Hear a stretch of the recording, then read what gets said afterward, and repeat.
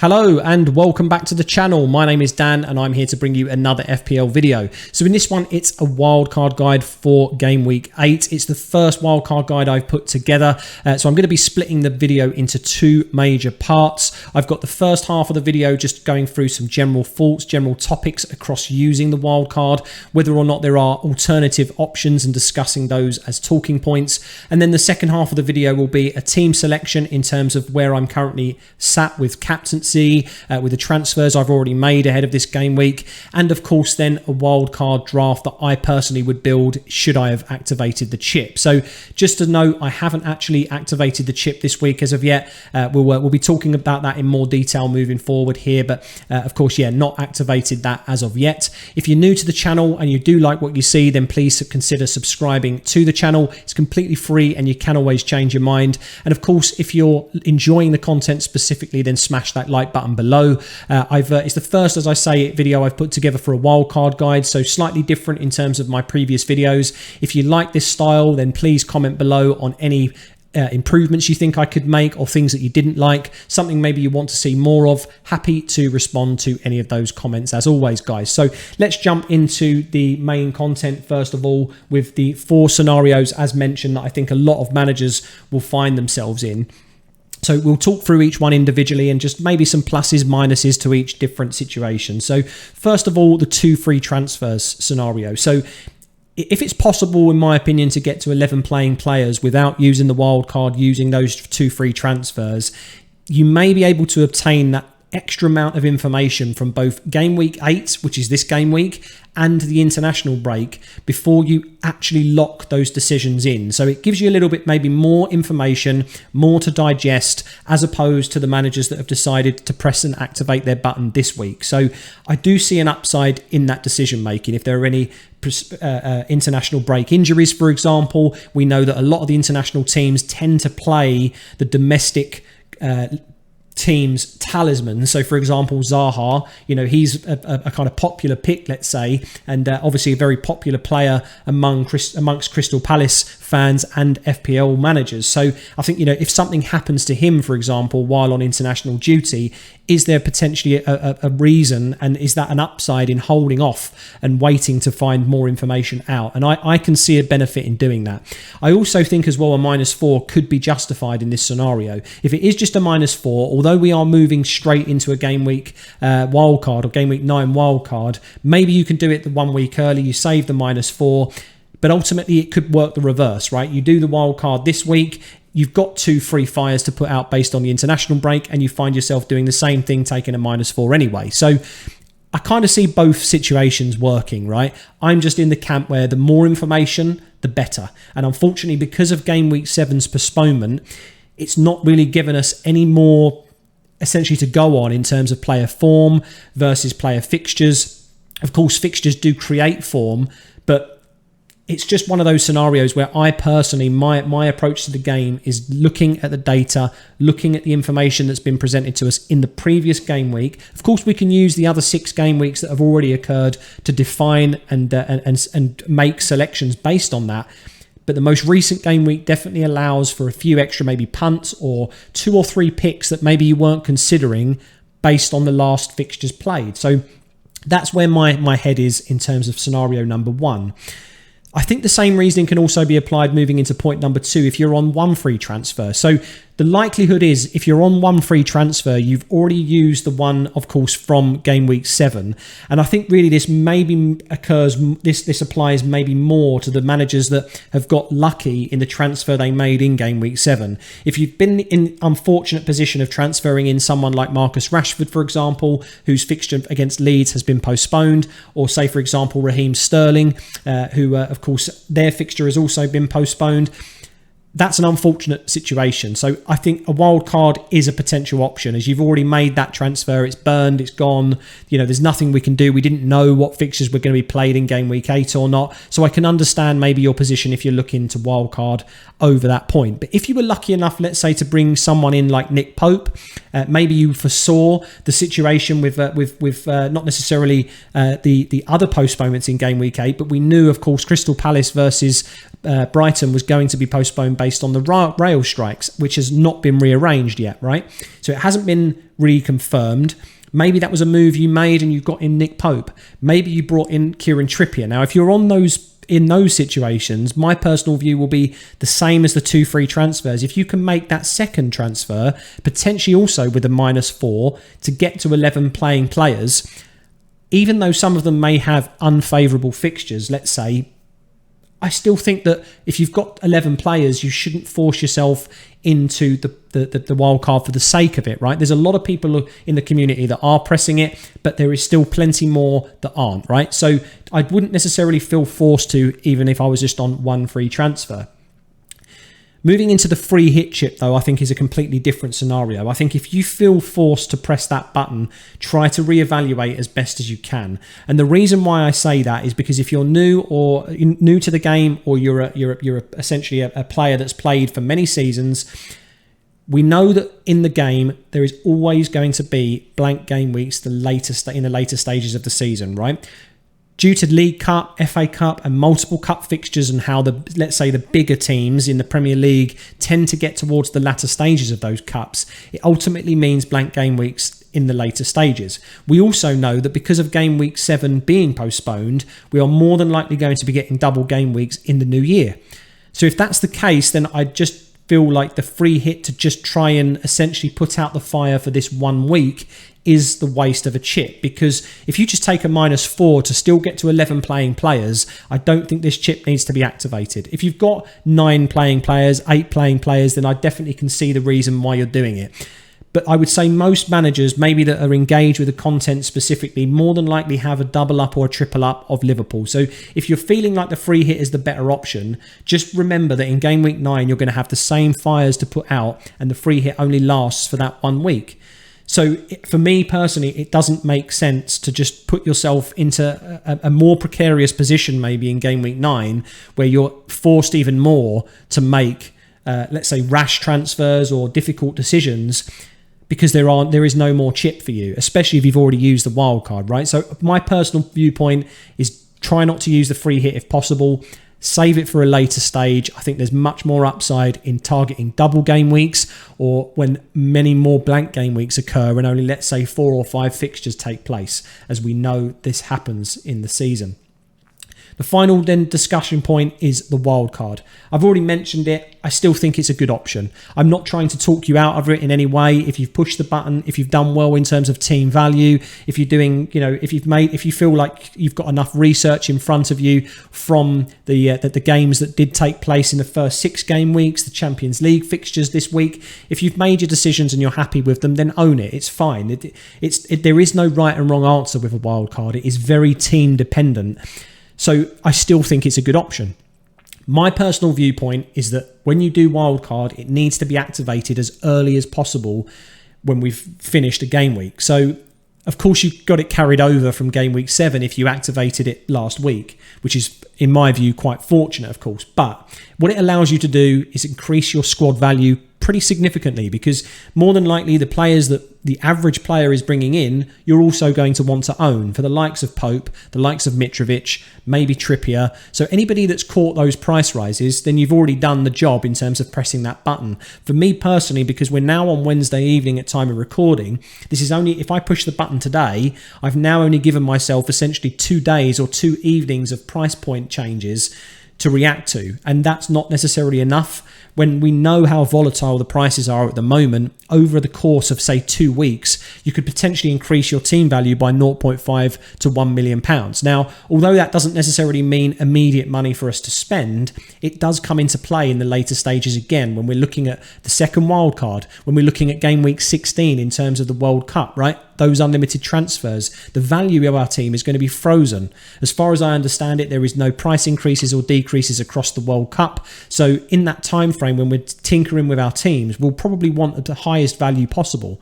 So for me personally, because I haven't pushed the button as early as possible, I haven't been able to take advantage of that essentially second half of the wild card that's kind of, in my opinion, hidden. The game doesn't do a very good job of explaining what this chip can be used for. It's not just the reset button for your starting 11 or the 15 players in your squad. It is also a way of being able to increase that value, right? So something to consider if you're looking at wildcarding this late on. As I say, at time of recording, this is Wednesday evening. It could potentially have a lot more upside if you delay it for 1 week.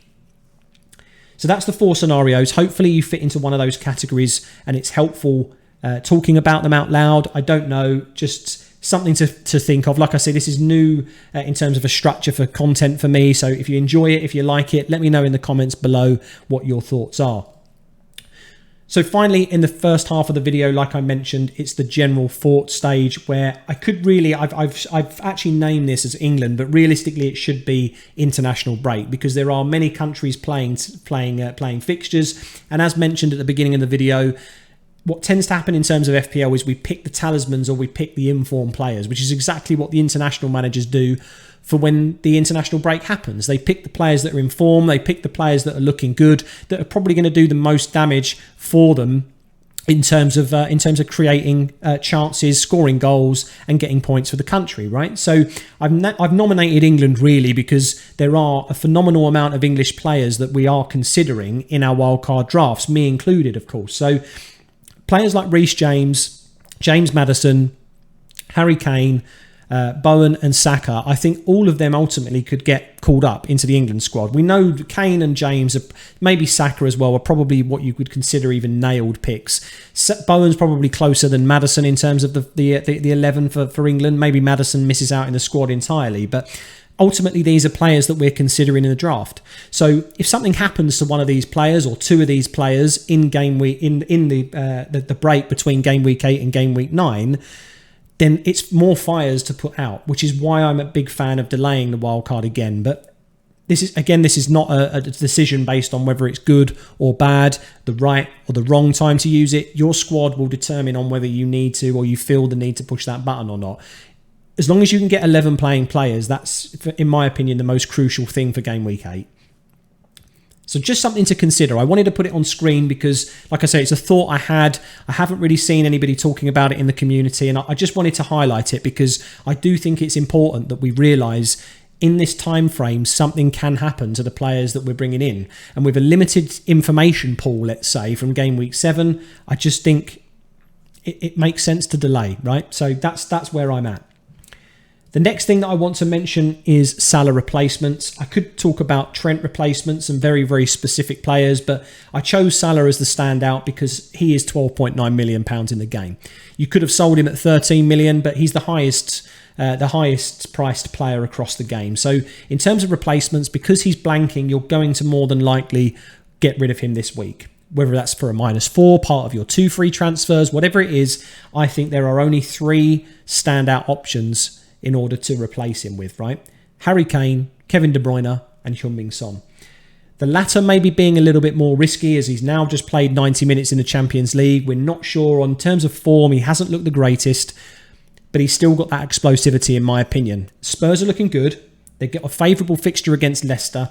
For me personally, I think I am swaying towards him because I'm happy with my 3 forwards. However, if you can get to the 3rd City asset in De Bruyne, if you've only had 2 for a while, maybe you're replacing, let's say, Kyle Walker, who's been flagged as an injury risk. Maybe you're replacing him, going with somebody else, such as Trippier, for example, and now you can slot De Bruyne in. Maybe they are moves that you are looking to make. I think he is equally as justifiable as Son. Both of their run of fixtures over the next 3 to 4 game weeks are kind of tricky in different areas, right? De Bruyne has got, I believe, Manchester United.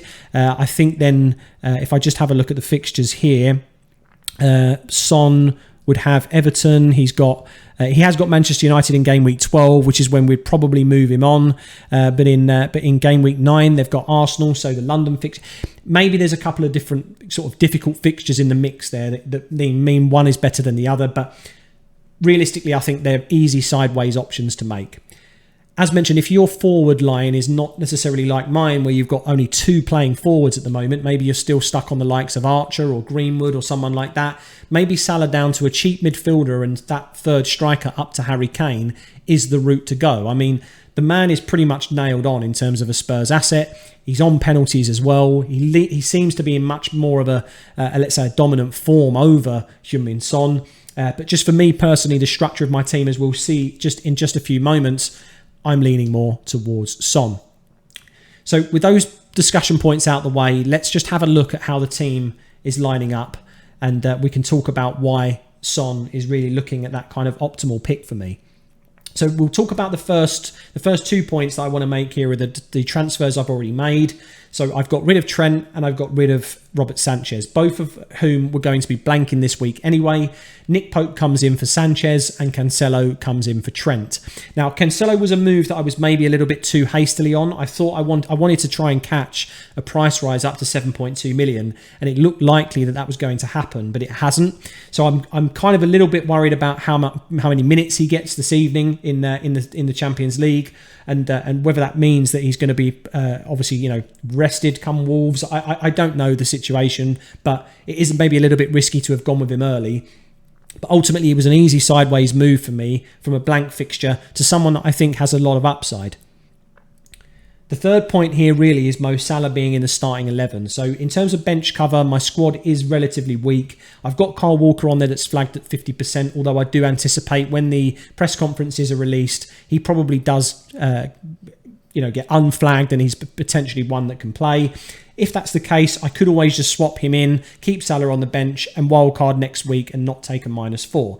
But I just don't feel like that's attacking the fixtures right. If I want to take a 1 week punt, then I'm going to be taking my 12.9 million player out of the squad to try and make a difference, right? So Kyle Walker could easily come into play for Nico Williams, such as this. And Mo Salah could ultimately be transferred out for someone like Heung-min Son.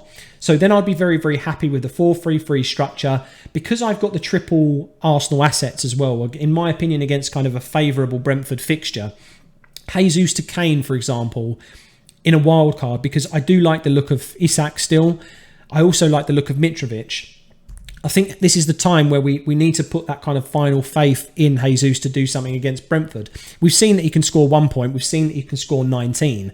So I like that fixture, and I think that it just does, because he's playing there, it doesn't make sense to force press the wildcard button, right? I wouldn't be making enough changes, in my opinion, to this starting 11 for this specific game week to justify pushing it. That being said, as all content creators do, I guess, we create drafts, right? That's what most people are here for. So let's showcase the draft that I would go with if I was pushing the button today.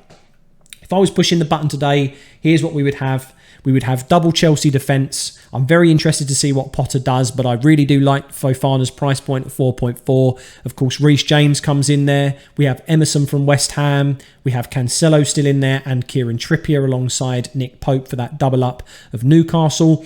The midfield gets a little bit interesting here with Heung-min Son, Bowen, Maddison, Colback and Martinelli, with a front three of Mitrovic, Haaland and Isak. Now, for the most part, we'd probably play a 3-4-3.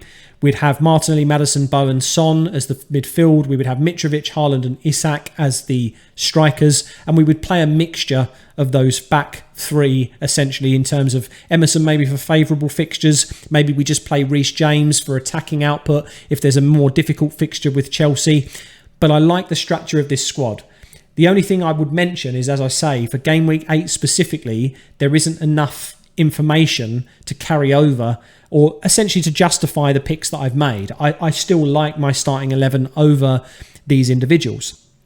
The only difficulty that I've got here is there is no easy route back to Salah. The only thing that I can see here is if I kept Son up until game week 12, which I'll be happy to do. His fixtures, if we just take a quick look at that, are Leicester, Arsenal, Brighton, Everton. And then I'd be moving him on against United, then Newcastle, Bournemouth, Liverpool. It gets a little bit tricky maybe from an attacking point, right? So 12, I'd need to try and find at least 1.2 million in terms of the price point now. So the only way I can realistically see myself doing that is either removing Bowen or Maddison.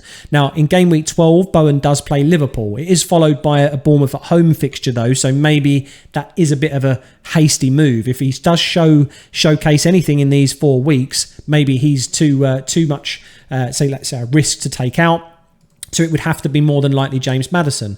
Again, run of fixtures here are very good. Maybe we've taken advantage by this point of his Forest, Bournemouth, Crystal Palace fixtures. Maybe we hold him on for the Leeds fixture, like I say, and take the punt on Bowen out. If we were to do that, we've got 8.1, but we need to be spending 6.9 ultimately. So I don't know who we could go for in that price bracket. Let's say we want to go for Rashford, right? What fixtures do Man United have come game week 12? Okay, Spurs and Chelsea, maybe not the optimal, but come game week 14, we've got West Ham, Villa, Fulham, Forest, Wolves, Bournemouth.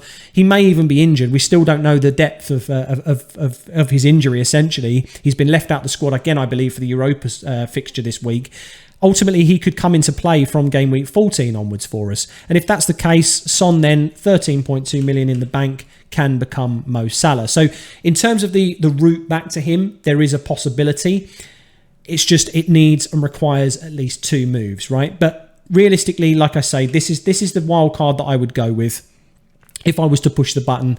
Like I say, my hesitation with it is just because I don't feel like I've added enough secondary value to the chip, which is the squad value. I think that's going to prove very, very important, especially in the international break for the World Cup. Not this one coming up, but the World Cup, when everything freezes from game week 16 onwards.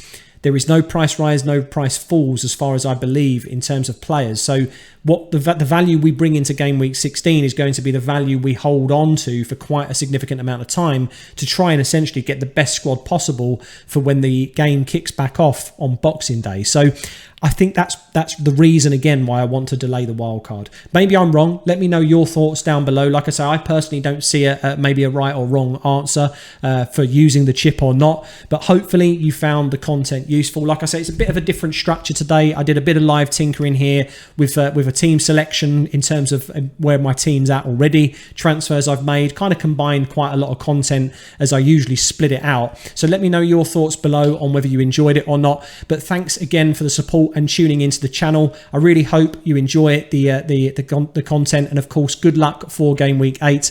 I'll probably be putting out a watch list for a bit more of a breakdown on specific players if you are or are not wildcarding, of course, in terms of potential transfers. And I'll be doing a live stream on Friday evening ahead of that deadline, so feel free to tune into that. So take care, and thank you very much for watching, guys, and I'll see you in the next video.